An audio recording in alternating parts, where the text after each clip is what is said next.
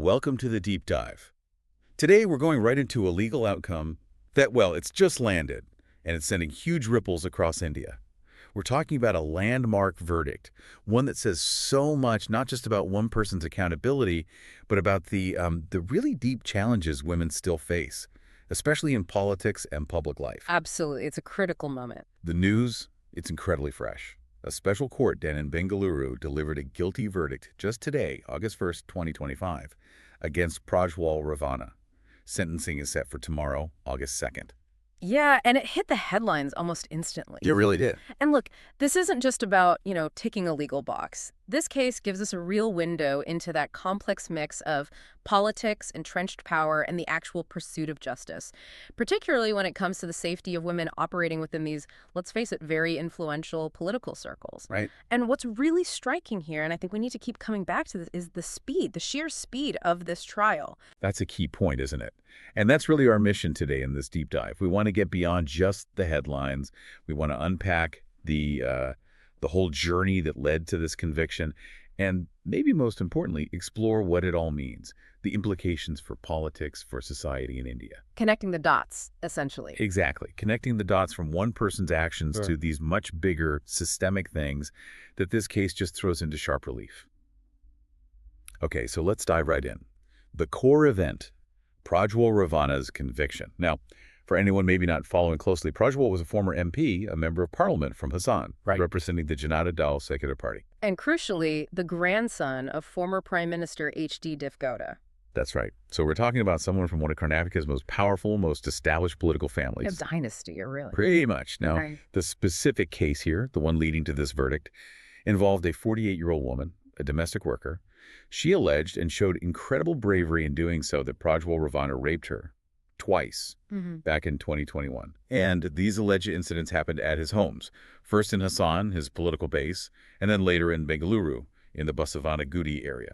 And the court that handled this, the Special Court of Sessions for cases against MPs and MLAs, found him guilty on some very, very serious charges. Can you break those down a bit? What exactly are we talking about? Sure. So it's under the Indian Penal Code, sections 376(2)K and 376(2)N, plus section 66E of the IT Act. Okay. Now, 376(2)K isn't just a general rape charge.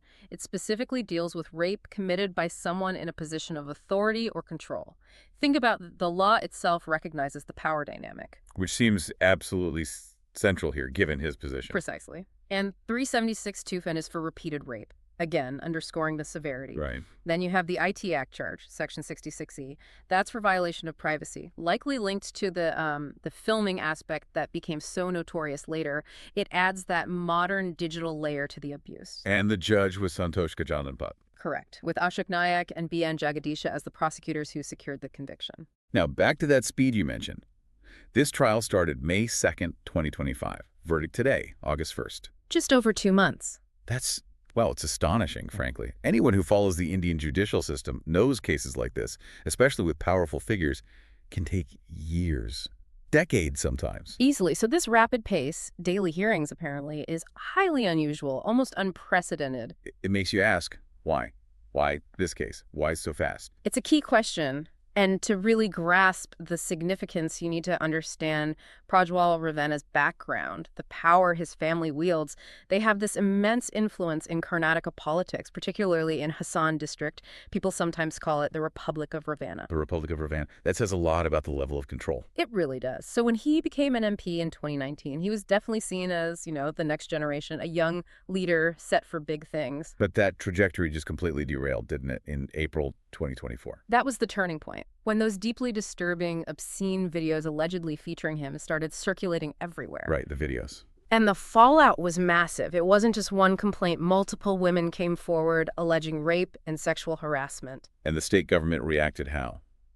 Quite decisively, actually. The Karnataka government set up a special investigation team, an SIT, specifically to look into all these allegations. Okay. And that SIT eventually registered 4 separate cases against him, 3 for rape, 1 for sexual harassment. So a serious, structured investigation. But then he wasn't around to face it initially, was he? No, he fled, went to Germany, stayed there for, what was it, 35 days? 35 days. Yeah. Evading the initial process. Exactly.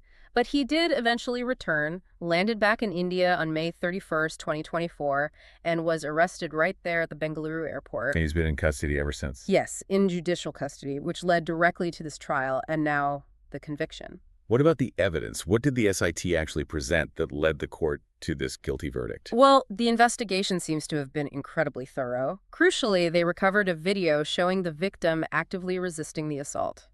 That's powerful evidence. Visually showing resistance. Okay. Then there was forensic analysis, which reportedly confirmed Prajwal's involvement. And perhaps most damningly, DNA evidence. Found on the victim's clothing, directly linking him. DNA. That's hard to refute. Very hard. And the scale of the investigation is reflected in the charge sheet filed back in September 2024. It was enormous, 1,632 pages. 1,600 pages. Wow. Yeah, listing 113 witnesses. It speaks volumes about the effort needed to build a case against someone with that kind of background and influence. What were the immediate reactions like in the courtroom? Reports say the victim's lawyer, Ashok Nayak, called it a significant lesson, a message that justice, can prevail. A lesson. And apparently Prajwal Revanna himself was seen crying in court after the verdict was announced.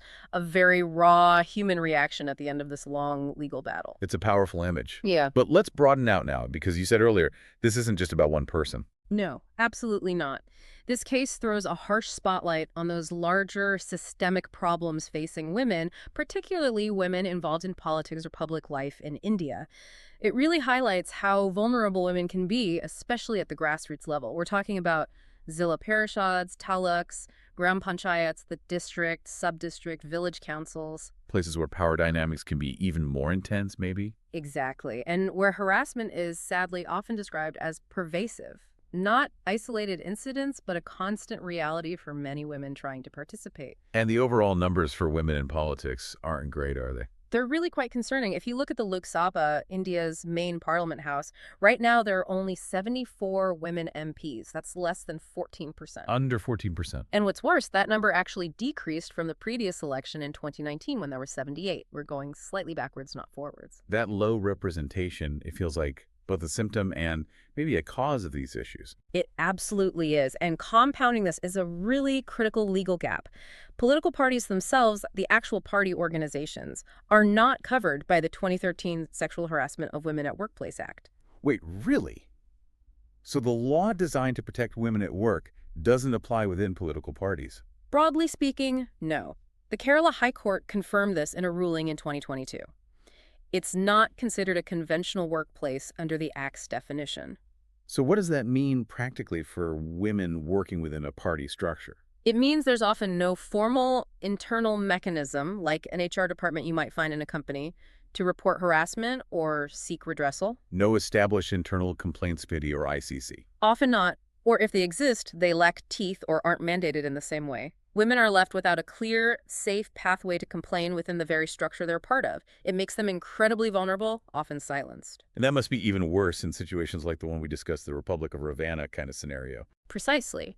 When you have that kind of entrenched family influence, it can create an atmosphere of fear.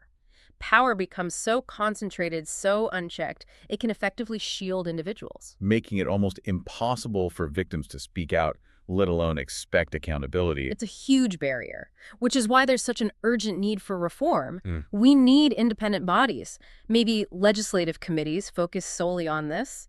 And critically, every political party needs robust, effective internal complaints mechanisms. It can't be optional. Have any parties trying to address this? Well, the Congress Party reportedly set up a grievance cell back in 2013, but that's just one major party.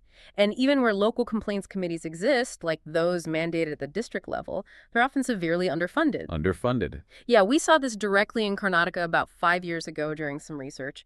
If these committees don't have resources, staff, funds, authority, they become essentially useless. Paper tigers. So women need actual safe spaces within these political environments. Desperately. Places where they can report without fearing backlash or damage to their political careers. And it's not just about overt assault, it's about pervasive misogyny too. Like what?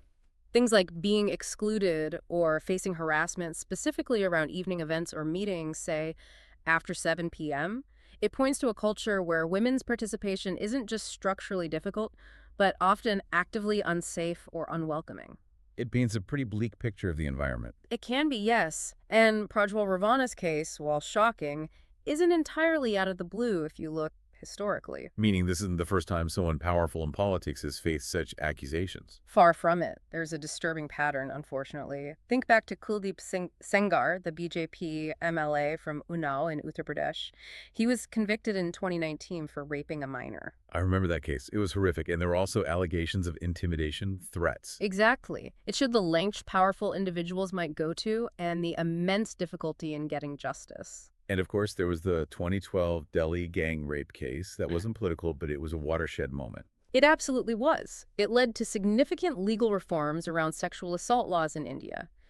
But clearly, despite those reforms, the underlying problems persist. And there have been other politicians accused over the years too, right? Across different parties? Yes.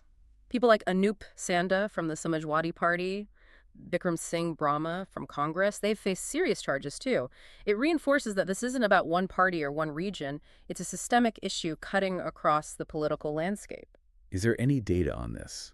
On politicians facing these kinds of charges? There is, and it's quite stark. One analysis showed something like an 850% increase over 10 years in the number of Lok Sabha MPs who have cases related to crimes against women registered against them. An 850% increase. That's staggering. It is. It's an enormous jump. Now, does that mean more incidents are happening, or are more women feeling empowered or perhaps obligated to file complaints despite the risks? It's probably a mix of both. But either way, it signals a massive problem at the highest levels of political representation. Undeniably. Which brings us back to the Ravanna case and its speed. Right. Given that backdrop, the history of delays, the increasing number of cases, the fact that this trial wrapped up in just over 2 months is even more That remarkable. really stands out. So you have to wonder, and this is maybe something for you listening to think about, is this a fluke? Or could this swift, decisive handling of a case involving such a powerful figure actually set a new precedent? It's the million-dollar question, isn't it? Could it genuinely change how these cases are handled going forward? Disrupt that old story of impunity for the powerful? Look, this conviction is undeniably a significant step. It sends a message. It does have the potential to act as a deterrent, showing that even those from powerful families aren't untouchable. So, a step towards justice. A definite step towards justice in this specific instance, but achieving real, lasting change. The kind that fundamentally alters the power dynamics and makes politics genuinely safe for women. That requires much more. It needs those deep systemic reforms we talked about, addressing the root causes of why women are vulnerable and why impunity has been possible for so long. So, the conviction of Prajwal Revanna, it's clearly a landmark moment, one that will be analyzed for a long time. It's not just about him. It tells us a lot about where things stand with justice and political accountability in India today, and maybe how far there still is to go. Exactly. Justice delivered here, yes. But the bigger picture, women's safety in politics, those entrenched power structures, the desperate need for robust institutions that actually protect people, those issues, remain absolutely critical. They haven't gone away with this one verdict. So, as Prajwal Revanna faces sentencing tomorrow, August 2nd, maybe the real question left hanging is this. What does this moment truly signal about the ongoing struggle for a safer, more accountable society? And what will it actually take for a verdict like this, not just to be a headline, but to genuinely transform the landscape of power, not just in politics, but maybe for anyone in a position of power, ensuring justice is swift, certain, and truly equal for everyone? That's the challenge ahead. Something to keep thinking about. We'll continue exploring these vital questions in future deep dives. Thanks for joining us.